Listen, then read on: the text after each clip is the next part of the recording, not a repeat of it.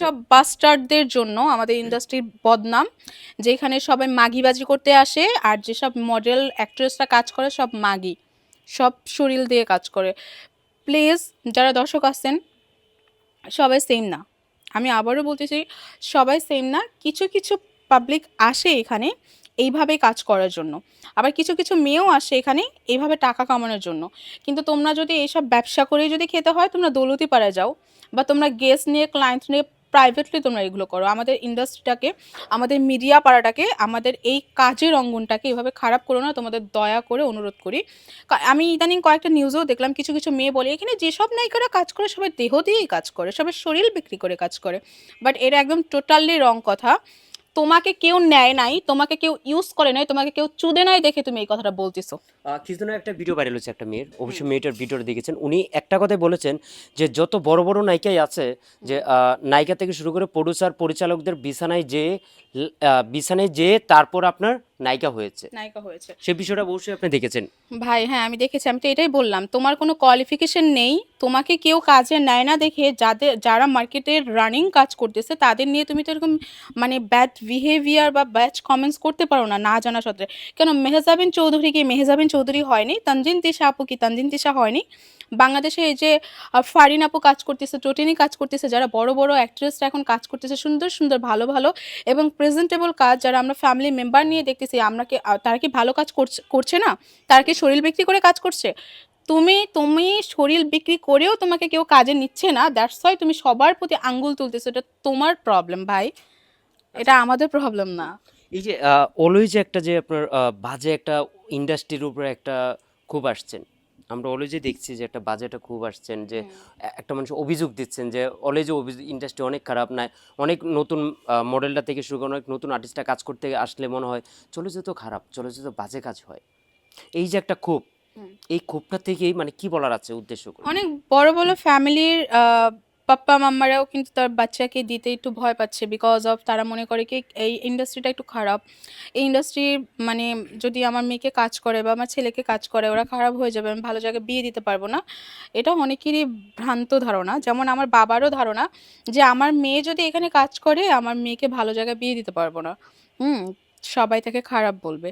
তো এই ধারণাগুলো চেঞ্জিং করতে হবে। এই আর যেসব আগাছাগুলো আছে না, আগাছাগুলো উঠায় উঠায় মিডিয়া থেকে ফালাই দিতে হবে, যেন ওরা আমাদের ইন্ডাস্ট্রিটাকে ধ্বংস না একটা করে। ঘটনা দেখেছি আপনার সাথে ঘটেছিল, যে শুটিং স্পট থেকে গিয়েছিলেন আপনি, মানে কেন গিয়েছিলেন?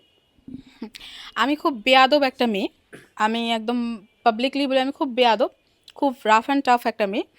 আমার সাথে যদি চুল পরিমাণ কেউ অন্যায় করে সেটা আমি খুব সাথে সাথে রিয়াকশন দেখাই। তো আমাকে ব্যাচেলার ইন ট্রিপ ফিল্মের যে প্রডিউসার ছিল মামুনুল ইসলাম, সে আমাকে কমিটমেন্ট করেছিল তুমি এই সিনেমাটা করো। তখন আমি সিঙ্গাপুর, বাংলাদেশে ছিলাম না, লাস্ট ইয়ার। তুমি বাংলাদেশে আসো, আসার পরে আমাদের এই কাজটা করো, আমি বেসিক্যালি তোমাকেই আম, আম, মানে মনে রেখে বা তোমার উপর ডিপেন্ড করে আমি একটা গল্প মেক করেছি ব্যাচেলার ইন ট্রিপ, যেটা সমস্ত ব্যাচেলারদের উপর ডিপেন্ড করবে। তো তার কথা অনুযায়ী আমি বাংলাদেশে ব্যাক করি যখন আমাকে স্টোরিটা সম্পূর্ণ বলা হয়। আসার পরে সে আমাকে সাইনিং করায়। তখন রাজদীপা নামের একটা মেয়েকেও সে সাইনিং করিয়েছিল, ওই মেয়েটাও তার নামে মামলা করেছে। আপনারাও সবাই দেখবেন, বিভিন্ন নিউজও দেখেছি। হয়েছে। তো সেমটা টাইম আমি তো তাকে চিনতাম না, বিকজ যেহেতু আমি দেশের বাইরে থাকি, 7-8 ইয়ার্স আমি দেশের বাইরে ছিলাম, আমি বাংলাদেশের অনেক পপুলার সেলিব্রিটিকেও আমি চিনি না। তো আমি জানতামও না যে ওনাকে বাদ দিয়ে কিসের জন্য বাদ দেওয়া হয়েছে। তো আমাকে সাইনিং করানো হলো, আমাকে সাইনিং মানিও দেওয়া হলো। সাইনিং মানি দেওয়ার পরে তারা যখন আমাকে কুয়াকাটা শুটিংয়ে নিয়ে যায়, যে স্পটটা ছিল লুক লাইক এ স্পট, এই যে এখানে আপনার বিছানা, বিছানার পাশে কন্ডোম পরা, আমি এরকম একটা প্লেস আমি কিভাবে থাকবো? মুকিত জাকারিয়া ভাইয়া ছিল, অনেক বড় বড় সেলিব্রিটি ছিল, বড় বড় আর্টিস্ট ছিল। বড় বড় সেলিব্রিটি বলতে শুধু মুকিত ভাইয়াই ছিল আর শিরিন শিলা আপু ছিল মেবি। তো ওনারা দুটো রুম পেয়েছে, তারা ওই পরিবেশে ছিল কারণ তারা তো ইউজ টু, তারা কাজ করতে করতে গিয়েছে। যেহেতু আমি ফার্স্ট টাইম, যেহেতু ওই কাজে এরকম মানে ব্যাকগ্রাউন্ডে আমি কখনো থাকিনি, দ্যাটস আমার রিয়েটটা একটু বেশি ছিল। আর ওনাকে আমি এটাও বলেছিলাম যে আমি আপনাকে এক্সট্রা চার্জ দিব, আপনি আমার জন্য আলাদা একটা হোটেল বা রিসোর্টের ম্যানেজ করেন। তো মুকিত ভাইয়া কী করলো, উনি আলাদা একটা হচ্ছে সরকারি যে পর্যটন কেন্দ্র আছে ওখানে ভাড়া থাকলো আলাদা রেন্ট নিয়ে। তো আপনি একটা সিনেমার আমাকে বলেছে যে 4-5টা ক্যারেক্টার সবাই ব্যাচেলর। বাট একটা সিনেমাতে আপনি দেখেছেন কখনো 40-50 জন নায়িকা থাকে? 40-50 জন শুধু মেয়ে আর্টিস্ট থাকে? তাহলে তো আমরা সবাই বুঝি কিসের জন্য তাদেরকে নিচ্ছে। অ্যাকচুয়ালি সে কিছু 20,000, 30,000, 50,000, 1 লাখ টাকার একটা প্রোডিউসার নিয়ে গেছে। ওই মেয়েকে ওইখানে ওই প্রোডিউসারকে দিয়েছে রাতে থাকার জন্য। ওই টাকা দিয়ে উনি 1 সিন 2 সিন করে কাজ করে 2-3 দিন কুয়াকাটা থেকে চলে আসছে। তা আমি যখন পুরো সিচুয়েশনটা ইনভলভ, মানে আমি যখন দেখলাম এখানে যারা যারা ইনভলভ আছে, যে সিচুয়েশনগুলো এখানে ক্যারি হচ্ছে, আমি সব কিছু পর্যবেক্ষণ করে আমি অন দ্য স্পটেই আমি চলে আসি। আমি 2 সিন করে আমি চলে আসি। চলে আসার পরে ওই দিনকার রাতেই ওই নাসিম শাহানিক যে ডিরেক্টর ছিল এই ফিল্মের, সে শিরিন শিলা আপু তারপর আরও কারা কারা ছিল গাড়িতে গ্যাস নেওয়ার কথা বলে রাস্তায় গাড়ি গ্যাস পাম্পে রেখে পালিয়ে গেছে, এটা সবাই জানে।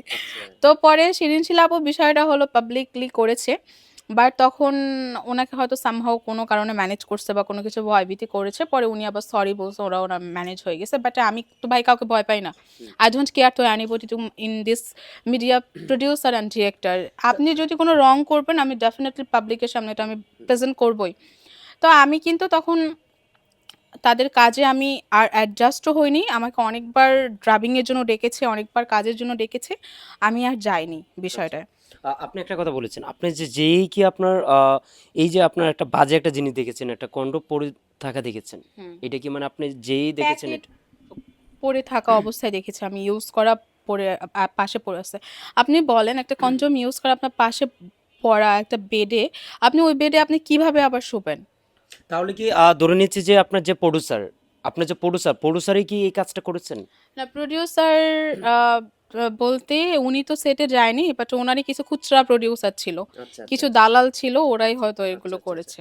এই যে এইগুলোর জন্য বাংলা ইন্ডাস্ট্রি আজকে ধ্বংস হচ্ছে, ভাই রে এইগুলোর ভাই, জন্য এই বাংলা সব ইন্ডাস্ট্রি নষ্ট এই হচ্ছে।